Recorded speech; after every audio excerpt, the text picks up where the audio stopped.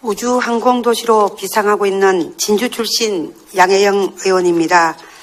저는 오늘 항공산업의 발전에서 항공 ICT 융합 클러스터 조성과 항공국가산단 투자 유치의 필요성에 대해 말씀드리고자 합니다. 정부는 2010년 항공산업발전 기본계획을 수립하여 2020년 생산 200억 달러, 수출 100억 달러, 고용 7만 명, 세계 7위 항공선진국 도약이라는 목표를 설정 추진하고 있으며 국내 항공산업의 80%가 집적된 우리 경남도에서도 경남항공산업의 발전을 위한 기본계획을 수립하여 그 실천에 노력하고 있는 것으로 알고 있습니다. 이러한 경남도의 노력과 의지에 공감을 하면서 먼저 항공 ICT 융합 클러스터 조성 필요성에 대해서 말씀드리겠습니다. 우리나라는 그동안 항공산업 발전을 위해 각고의 노력을 기울인 결과 도내 소재한 카이에서 국산 훈련기를 생산, 해외에 수출까지 하는 쾌거를 이루었습니다.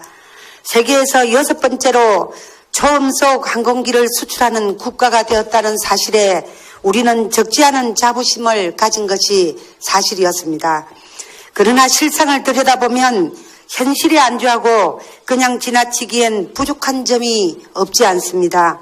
항공기를 구성하는 것은 기체와 엔진 그리고 여러 부품들로 구성되어 있습니다. 그중 엔진, 항공 전자부품 등 기술 수준이 높은 핵심 부품들의 비중은 점점 커지고 있으나 90% 이상을 수입에 의존하고 있는 것이 안타까운 현실입니다. 특히 최근에는 부품이 기계식에서 전자식으로 급변하면서 F-35의 경우 항공 전자부품이 대당 가격의 75%까지 차지한다고 합니다. 한국형 전투기 개발 사업에서 미국이 한사코 이전을 거부한 것도 항공 전자 분야 4대 기술입니다. 국내 항공산업 매출의 73%, 고용의 70%, 업체 수의 67%를 점하고 있는 우리 경남에서도 이에 대한 대비책으로 항공 ICT 융합 클러스터 조성을 지난 연초부터 준비 중인 것으로 알고 있습니다. 이 사업이 추진되면 항공 전자부품을 생산 판매하기 위해서 필요한 시험평가센터와 테스트베드 그리고 그에 필요한 장비와 설비를 갖춘 항공 ICT 융합센터를 조성하고 인정 프로세스 등 R&D 사업과 인력 양성 등 기업 지원 사업을 함께 할 수 있게 됩니다.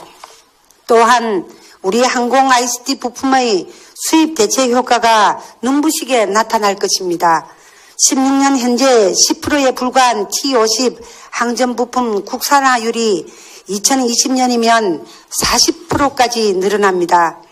KF-X 사업에 따른 전투기 항전 부품 국산화율은 2022년 65%, 소형 민수헬기, 소형 무장헬기 개발 사업에서도 60%의 국산 항전 부품이 공급되는 것으로 알고 있습니다.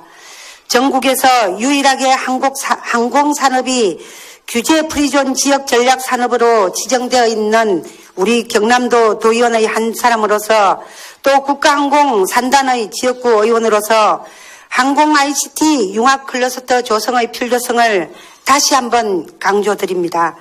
동사업이 정부 지원 사업으로 반드시 선정될 수 있도록 마지막까지 최선의 노력을 다해 주시기를 당부드립니다.